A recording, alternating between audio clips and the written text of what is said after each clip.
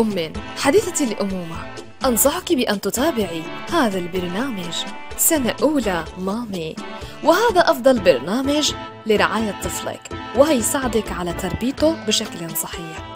وعشان أطمنك أكثر هتكوني مع الدكتورة إناس عبد الحكيم، استشاري طب الأطفال حديث الولادة، ماجستير طب الأطفال بجامعة القاهرة، كما أنها حصلت أيضاً على دبلومة التغذية للأطفال بجامعة بوسطن. ومش كده وبس، دي كمان عضو الكلية الملكية البريطانية لطب الأطفال. وأظن كده كلنا هنتابع برنامج سنة أولى مام. انتظرونا على قناة ABC أسبوعياً يوم الأربعاء الساعة 8:30 مساءً، والبرنامج من إبداع المخرج محمد حمد.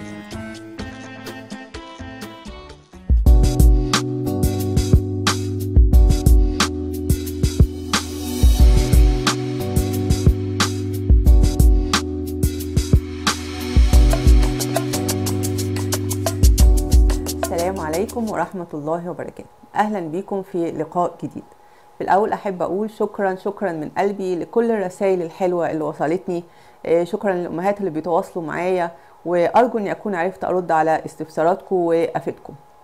الأمهات اللي مش متابعينا من الأول ممكن تشوفوا لينك الحلقات اللي قبل كده على قناة اليوتيوب الخاصة بيا. هتكلم النهاردة عن موضوع مهم جدا، وهو موضوع الفطام.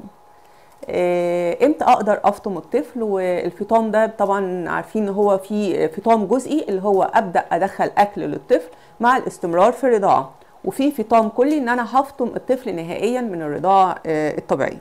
زي ما ربنا قال وفصاله في عامين، فاحنا بنحاول على قدر الامكان ان احنا نوصل اننا نكمل العامين، ولكن في بعض الاحيان بنضطر ان احنا نفطم بدري عن كده، يعني ممكن نقول ابتداء من 1.5 سنة لسنتين. بتبقى في عوامل كتيرة جدا بتتوقف على صحة الأم وصحة الطفل. الطفل هل هو بياكل وجبات تانية وشهيته كويسة، ولا معتمد على الرضاعة الطبيعية بس؟ لو في حمل فطبعا الأم مش هتبقى قادرة إن هي احتياجات جسمها توفي مطالب البيبي اللي بترضعه والبيبي اللي هي حامل فيه. لو الأم بتشتغل وموظفة وبتضطر إنها تسيب الطفل، كل دي عوامل بنقيمها وبنحدد إمتى نفطم الطفل نهائيا من الرضاعة. طيب بالنسبة للفطام الجزئي، وهو مرحلة إني أبدأ أدخل أكل للطفل مع الاستمرار في الرضاعة. في مدرستين، في ناس بيقولوا نبدأ ندخل من الرابع، وده زي أمهاتنا وأجدادنا ما كانوا بيعملوا، والدراسات بتقول إن الإدخال المبكر للطعام بيقلل نسبة إصابة الطفل بحساسية الطعام. وفي مدرسة تانية زي ما هنطول الحلقات اللي فاتت عمالين نقول رضاعة طبيعية مطلقة لمدة 6 شهور ومش عايزين أي حاجة خالص مع الرضاعة الطبيعية، فبندخل الأكل عند 6 شهور. وبرضو لقوا إن الإدخال عند 6 شهور ده بيقلل فرصة إصابة الطفل بمرض السكر. فعشان نحسم الجدل ده هنقول لو الطفل بيرضع طبيعي فيبقى كملي لغاية السادس وابدأي دخلي الأكل عند السادس علشان الطفل يستفيد من لبن الأم أطول فترة ممكنة. لو هو بياخد رضاعة طبيعي مع صناعي فممكن نبدأ نستبدل الرضاعة الصناعية وندخل بدلها وجبات مع الحفاظ على الرضاعة الطبيعية ولبن الأم. لو هو بقى بياخد صناعي كله فيبقى ابتداء من الرابع هنبدأ نستبدل بعد الرضاعات الصناعية بوجبات. يعني عامة هنخلي الفطام يكون ابتداء من السادس، هندخل بس الرابع لو الطفل بيرضع صناعي وطبيعي أو صناعي بس. لو انت نازلة الشغل، خصوصا لو الطفل رافض الببرونة وعاوزة تسندي مع اللبن، لو في ضرورة طبية زي طفل عنده مشاكل في الجهاز الهضمي أو الوزن بتاعه قليل، فبنبدأ ندخل الأكل ابتداء من 17 أسبوع. ولازم قبل ما ندخل يكون الطفل عنده علامات بتعرفني ان هو مستعد وجاهز للأكل، زي ان هو بيقدر يصلب راسه. انا لو قعدته كده هتلاقي راسه ثابته، مش بيقعد يتنيها كده او كده ومتحكم فيها. بيعرف يحرك بقه كويس زي ما يكون بيمضغ الطعام. لو انا قربت منه المعلقه هتلاقيه بيفتح بقه، هيبقى كأنه عايز ياكل، وان هو بيقعد يتفرج عليكي وانت بتاكلي وبيتابعك. طيب بنبدأ بإيه؟ بنبدأ بأحسن حاجة برز مسلوق ومطحون، وأخففه بلبن الأم أو اللبن الصناعي. ممكن بعد كده ندي خضروات زي الكوسة، زي البطاطس، البطاطا، الجزر، القرع. ممكن حبوب زي الشوفان، ممكن فواكه زي التفاح والموز والكمثرى والجوافة. دايما نبدأ بكمية قليلة، معلقة صغيرة أول يوم، تاني يوم أزود أخليها تبقى معلقتين، وأزود تدريجي لغاية ما توصل إنها تبقى وجبة. بنزود الكميات وعدد الوجبات على حسب شهية الطفل تدريجيا، بحيث إن أنا على التاسع يبقوا 3 وجبات كاملين. هناخد فاصل ونرجع نستكمل حديثنا إن شاء الله.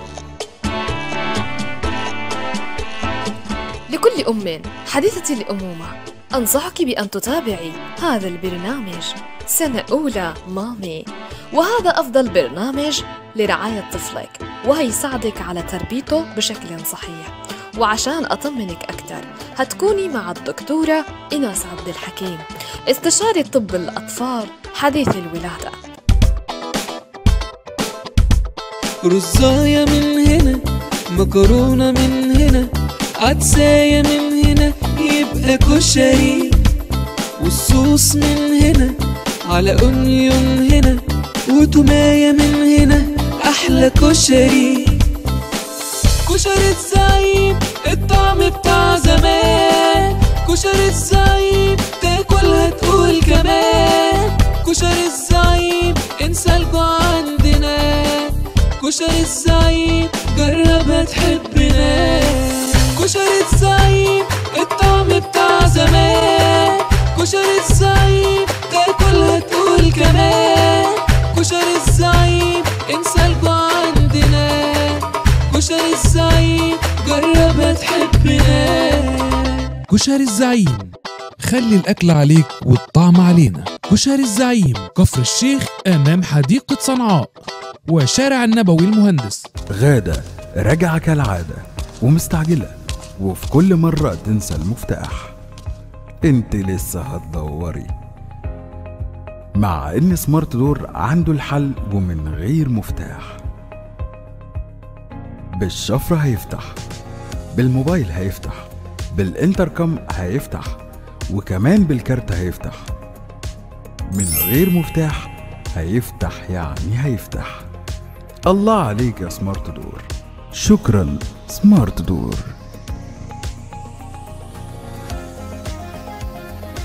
سمارت دور من شركة HEB للإلكترونيات الذكية، سمارت إلكترونيكس كومباني.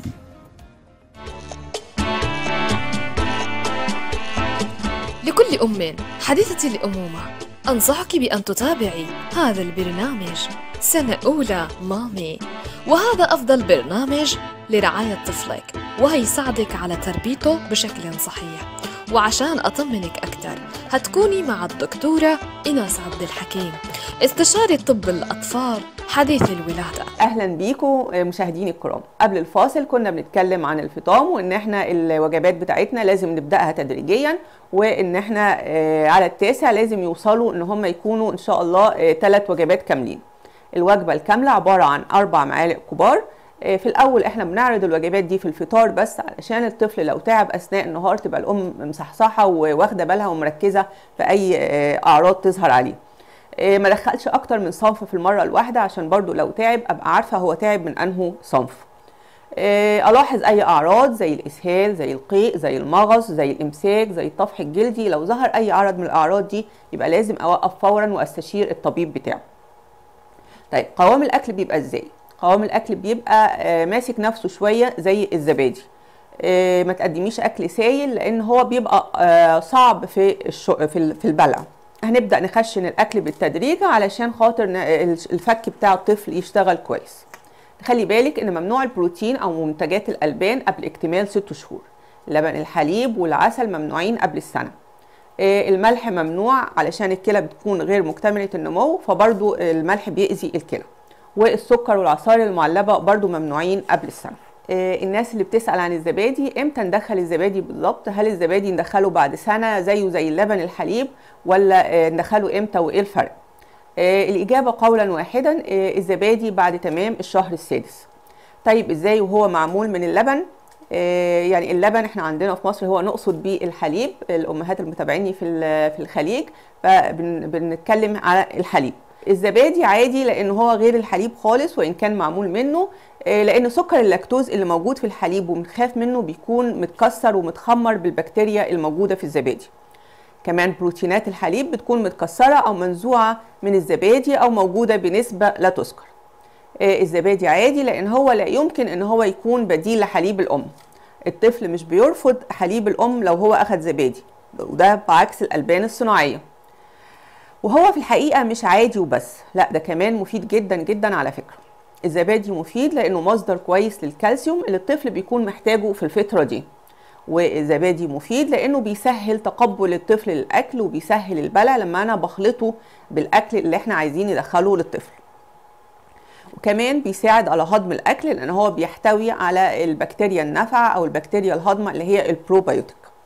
والزبادي مصدر مفيد للدهون اللي بيحتاجها الجسم خصوصا المخ علشان ينمو. الزبادي مفيد وبيتخلط بكل حاجة وأي حاجة، والطفل بيتقبلها حتى لو هو ما قبلش الحاجة دي لوحدها. فأوصيكم بالزبادي ونسمع كلام أمهاتنا وأجدادنا، هم كانوا صح. هناخد فاصل ونواصل. لكل أم حديثة الأمومة أنصحك بأن تتابعي هذا البرنامج سنة أولى مامي، وهذا أفضل برنامج لرعاية طفلك وهيساعدك على تربيته بشكل صحيح. وعشان أطمنك أكتر هتكوني مع الدكتورة إناس عبد الحكيم، استشاري طب الأطفال حديث الولادة. رزاية من هنا، مكرونة من هنا، عدساية من هنا، يبقى كشري. والصوص من هنا، على أونيون هنا، وتوماية من هنا، أحلى كشري. كشري الزعيم الطعم بتاع زمان، كشري الزعيم تاكلها تقول كمان. كشري الزعيم انسى الجوع عندنا، كشري الزعيم جربها تحبنا. كشري الزعيم الطعم بتاع زمان، كشري الزعيم تاكلها تقول كمان. كشري الزعيم انسى الجوع عندنا، كشري الزعيم جربها تحبنا. كشري الزعيم، خلي الأكل عليك والطعم علينا. كشري الزعيم، كفر الشيخ أمام حديقة صنعاء وشارع النبوي المهندس. غادة راجعة كالعادة ومستعجلة، وفي كل مرة تنسى المفتاح. انت لسه هتدوري، مع ان سمارت دور عنده الحل ومن غير مفتاح. بالشفرة هيفتح، بالموبايل هيفتح، بالانتركم هيفتح، وكمان بالكارت هيفتح. من غير مفتاح هيفتح، يعني هيفتح. الله عليك يا سمارت دور، شكرا سمارت دور.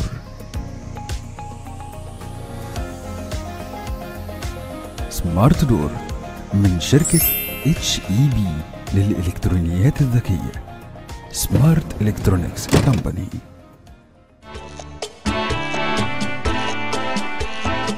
لكل أم حديثة الأمومة أنصحك بأن تتابعي هذا البرنامج سنة أولى مامي، وهذا أفضل برنامج لرعاية طفلك وهيساعدك على تربيته بشكل صحيح. وعشان أطمنك أكتر هتكوني مع الدكتورة إناس عبد الحكيم، استشاري طب الأطفال حديث الولادة. أهلا بالأمهات اللي بتتابعني في الوطن العربي وفي الخليج وفي مصر وفي جميع الأنحاء. هنستكمل كلامنا عن الوجبات اللي احنا بنقدر ندخلها للطفل أثناء الفطام.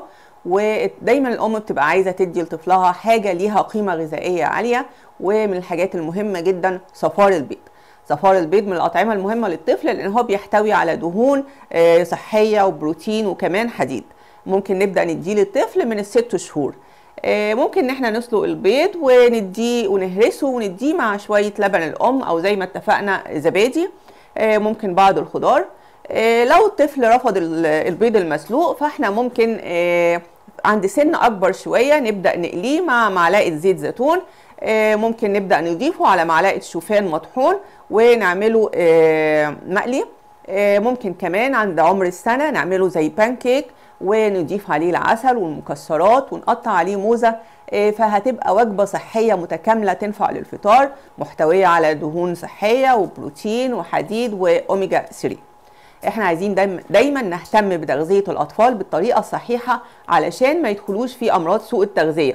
لو الأم كانت معتمدة على نشويات بس زي الرز والمكرونة والبسكوت وما بتديش الطفل البروتين بالكمية الكافية، فبيدخل منها في أمراض نقص البروتين، مرض اسمه كاوتشكور.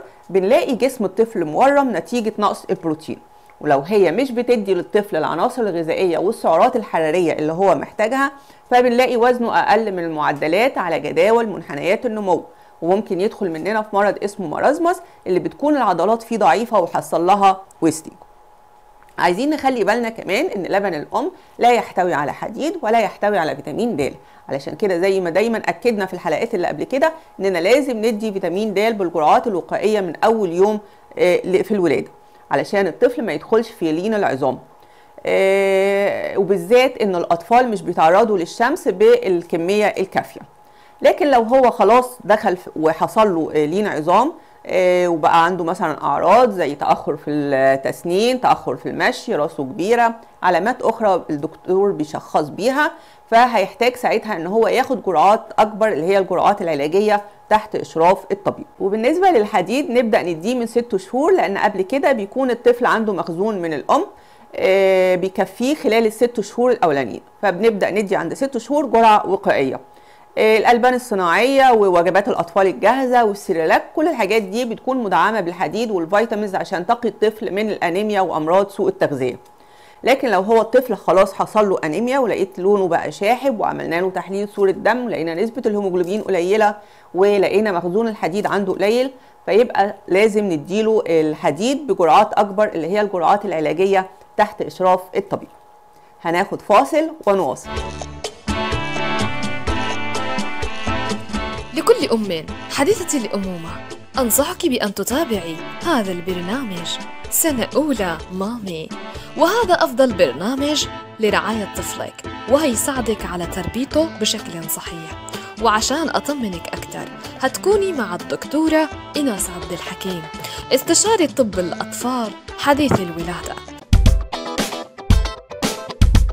رزاية من هنا، مكرونة من هنا، عدساية من هنا يبقى كشري، والصوص من هنا على أونيون هنا، وتوماية من هنا أحلى كشري. كشري الزعيم الطعم بتاع زمان، كشري الزعيم تاكلها تقول كمان، كشري الزعيم انسى الجوع عندنا، كشري الزعيم جربها تحبنا. كشري الزعيم الطعم بتاع زمان، كشري الزعيم تاكلها تقول كمان، كشري الزعيم انسى الجوع عندنا، كشري الزعيم جربها تحبنا. كشري الزعيم، خلي الأكل عليك والطعم علينا. كشري الزعيم، كفر الشيخ أمام حديقة صنعاء وشارع النبوي المهندس.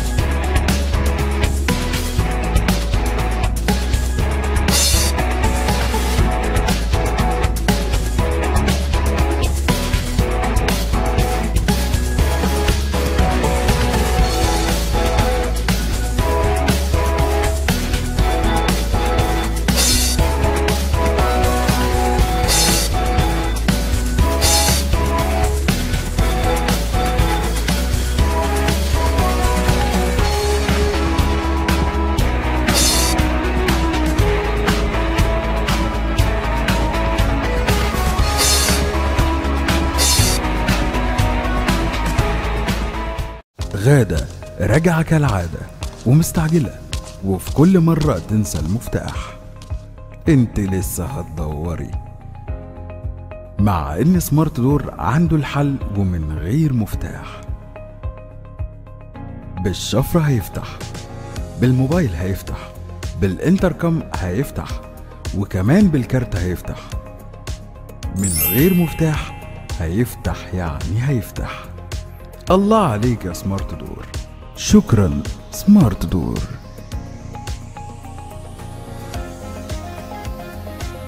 سمارت دور من شركة HEB للإلكترونيات الذكية. سمارت إلكترونيكس كومباني.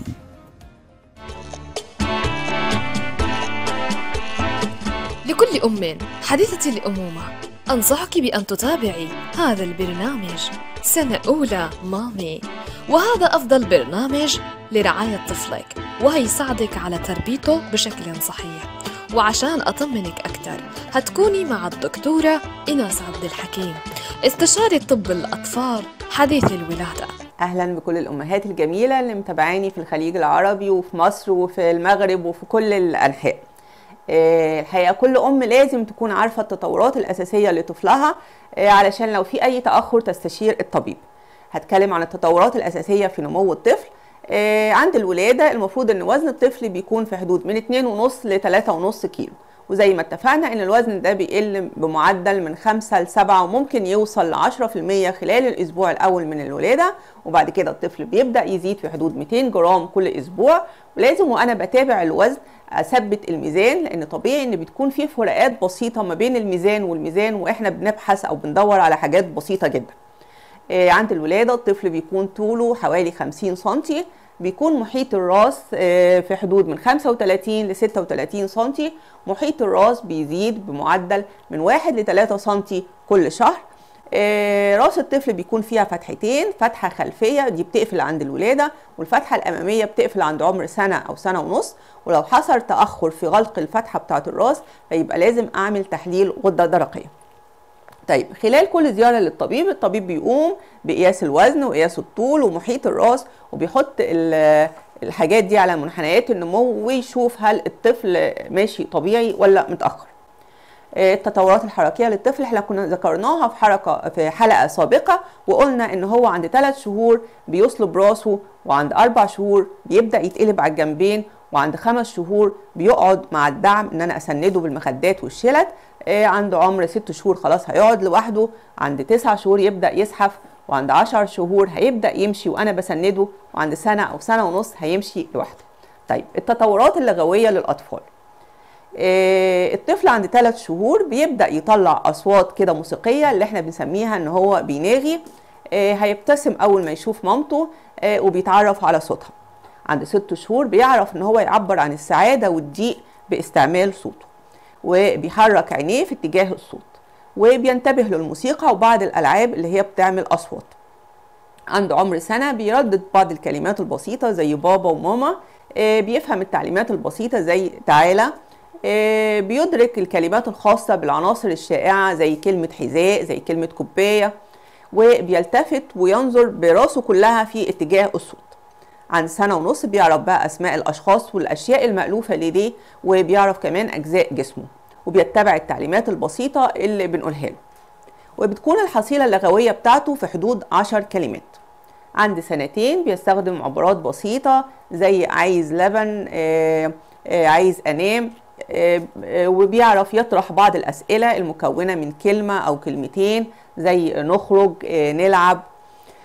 ويقدروا ان هم يتبعوا اوامر بسيطه وبيفهموا الاسئله السهله المطروحه عليهم. الحصيله اللغويه بتاعتهم في الفتره دي بتكون في حدود 50 كلمه. بيقدروا يتحدثوا بطريقه سليمه تقدر انت تفهمها او غيرك، وعلى الاقل نص حديثهم بيكون مفهوم. طيب لو لقيتي طفلك عنده اي تاخر من ناحيه التطورات اللغويه بتاعته، فبتستشيري دكتور الاطفال بتاعك ان هو بيقيم الحاله وبيشوف هل في اعراض مصاحبه لكده، والتطور الحركي والتطور العقلي بتاعه اخباره ايه، وبيقيم ساعتها هل هو محتاج ان هو يحوله على دكتور تخاطب واضطرابات نمو، ولا في مشكله في السمع بتاعه فمحتاج ان هو يحوله على اخصائي سمعيات. بكده نكون وصلنا لنهاية حلقتنا النهاردة. أتمنى أن انتوا تكونوا استفدتوا، وفي انتظار آرائكم وتعليقاتكم والمواضيع اللي انتوا حابين ان احنا نتكلم فيها في الحلقات القادمة. السلام عليكم ورحمة الله وبركاته.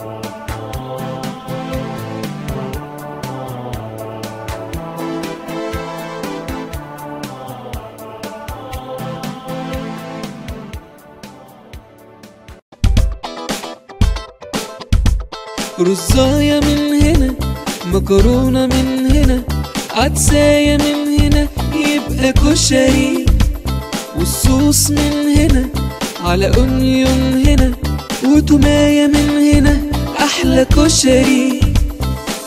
كشري الزعيم الطعم بتاع زمان، كشري الزعيم تاكلها تقول كمان، كشري الزعيم انسى الجوع عندنا، كشري الزعيم جربها تحبنا. كشري الزعيم الطعم بتاع زمان، كشري الزعيم تاكلها تقول كمان، كشري الزعيم انسى الجوع عندنا، كشري الزعيم جربها تحبنا. كشري الزعيم، خلي الأكل عليك والطعم علينا. كشري الزعيم، كفر الشيخ أمام حديقة صنعاء وشارع النبوي المهندس. غادة راجعة كالعادة ومستعجلة، وفي كل مرة تنسى المفتاح. انت لسه هتدوري، مع ان سمارت دور عنده الحل ومن غير مفتاح. بالشفرة هيفتح، بالموبايل هيفتح، بالانتركم هيفتح، وكمان بالكارت هيفتح. من غير مفتاح هيفتح، يعني هيفتح. الله عليك يا سمارت دور. شكرا سمارت دور.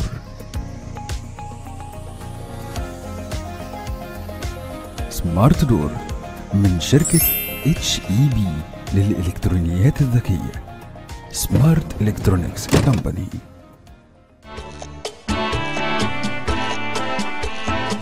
لكل أم حديثة الأمومة أنصحك بأن تتابعي هذا البرنامج سنة أولى مامي، وهذا أفضل برنامج لرعاية طفلك وهيساعدك على تربيته بشكل صحيح.